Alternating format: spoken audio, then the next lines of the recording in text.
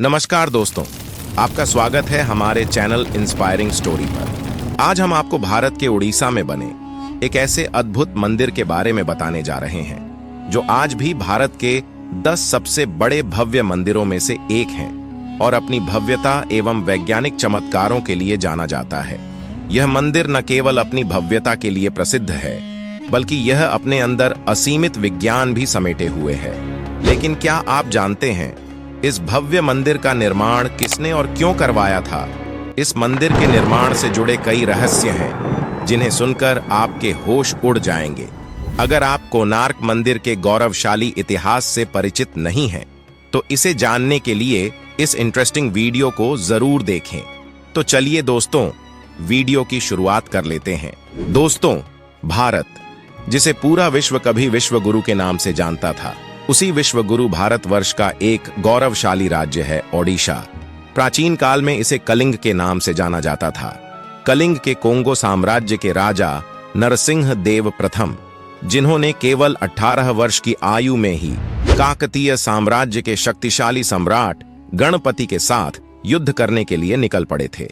लगभग 3 वर्षों तक युद्ध लड़ने के बाद नरसिंह देव ने गणपति को हरा दिया। जब वे अपार धन संपदा के साथ कलिंग लौटे तो राजमहल में उनका भव्य स्वागत किया गया।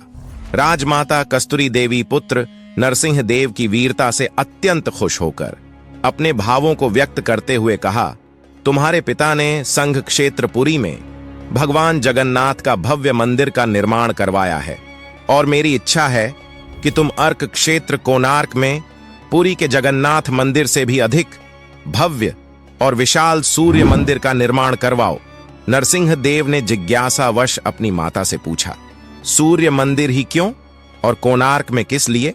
पुत्र के प्रश्नों का उत्तर देते हुए माता ने कहा, द्वापर युग में भगवान श्री कृष्ण के पुत्र सांब अत्यंत सुंदर और सुकुमार थे।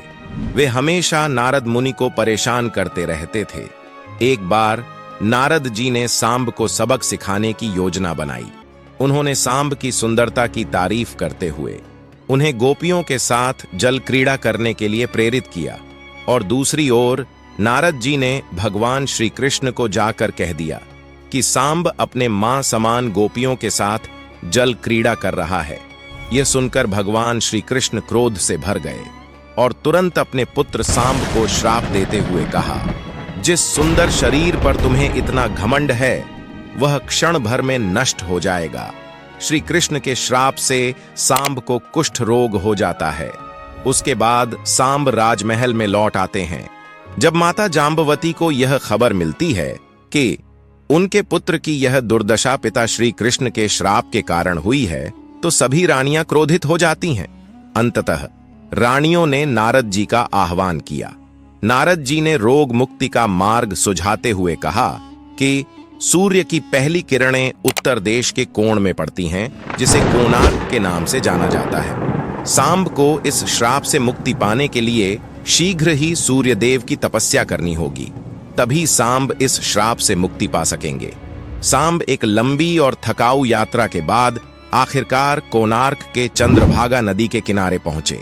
वहां सांब ने अन्न और जल का त्याग कर 12 वर्षों तक कठोर तपस्या की। उनकी तपस्या से प्रसन्न होकर सूर्यदेव प्रकट हुए और सांब को रोग मुक्ति का वरदान दिया।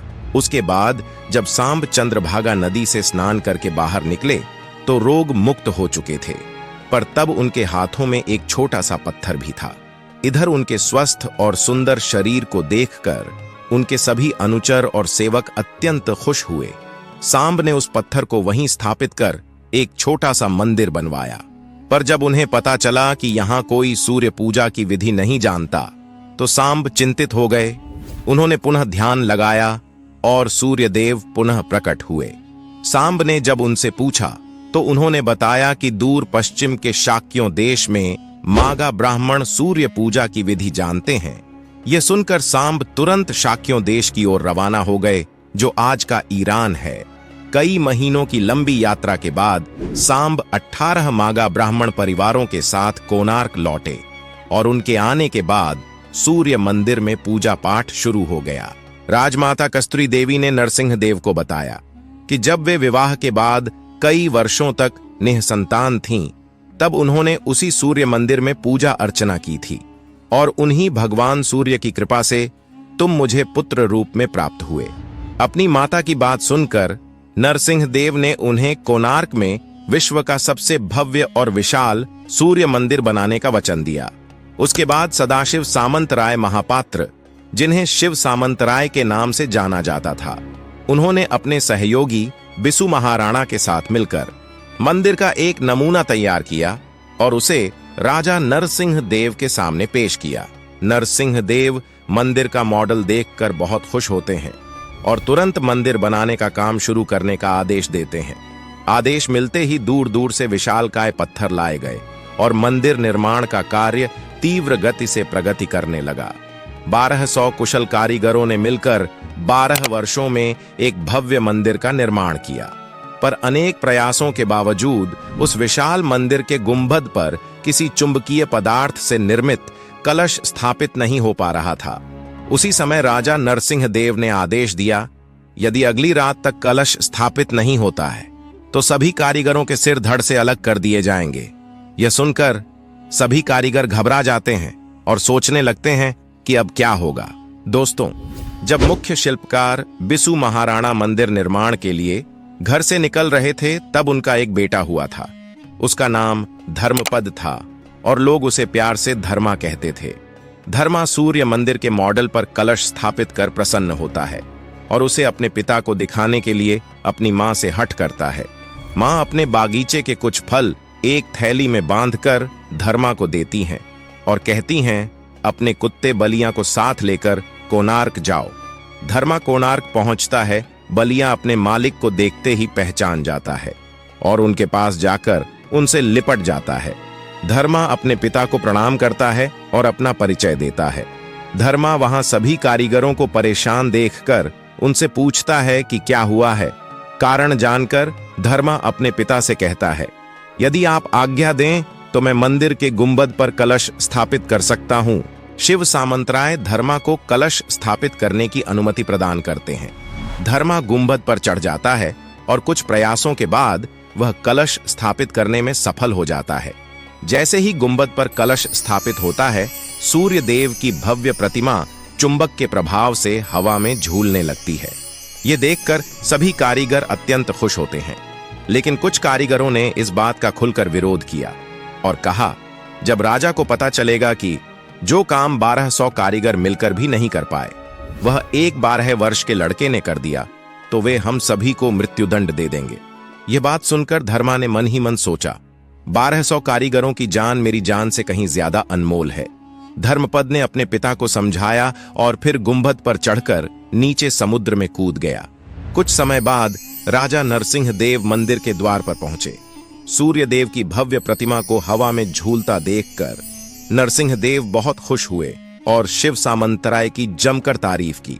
राजा नरसिंह देव ने ऐलान किया कि मंदिर का प्राण प्रतिष्ठा माघ शुक्ल सप्तमी को होगा। शिव सामंतराय ने कहा, महाराज, तिथि तो अच्छी है, परंतु मंदिर के प्राण प्रतिष्ठा के लिए यह समय अनुकूल नहीं है। लेकिन राजा नरसिंह देव अपनी बात पर अड़े रहे और मंदिर का प्राण प्रतिष्ठा उसी तिथि को ही होगा, ऐसा ऐलान कर दिया गया। शिव सामंतराय ने बिना कोई बहस किए वहां से चले गए। मंदिर की प्राण प्रतिष्ठा निर्धारित तिथि को संपन्न हुआ और इसके तुरंत बाद ही इस मंदिर में रहस्यमयी घटनाओं का सिलसिला शुरू हो गया। सबसे पहले मंदिर परिसर में स्थापित एक विशाल शेर की मूर्ति नीचे गिर गई। इसके बाद मंदिर से कई पत्थर गिरने लगे। जब राजा नरसिंह देव को पता चला कि इस मंदिर का पहला दिन एक 12 साल के लड़के की मृत्यु से शुरू हुआ है, तो तुरंत इस मंदिर में पूजा रोक दिया गया। दोस्तों, कई वर्षों तक यह मंदिर और उसके आसपास का क्षेत्र घने जंगलों में बदल गया था और सूर्य देव की भव्य मूर्ति भी घने जंगलों में कहीं गुम हो गया था। अंग्रेजों के राज्य में जब इस मंदिर का पता चला तो उन्होंने ही इसका पुनरुद्धार किया था और आज आप उस भव्य मंदिर के अवशेष को ही देख पा रहे हैं। यह थी भव्य कोणार्क मंदिर के निर्माण की गौरवशाली इतिहास की कहानी। अगर आपने कोणार्क मंदिर के दर्शन किए हैं तो इससे जुड़े सभी अनुभव कमेंट बॉक्स में हमसे जरूर साझा करें।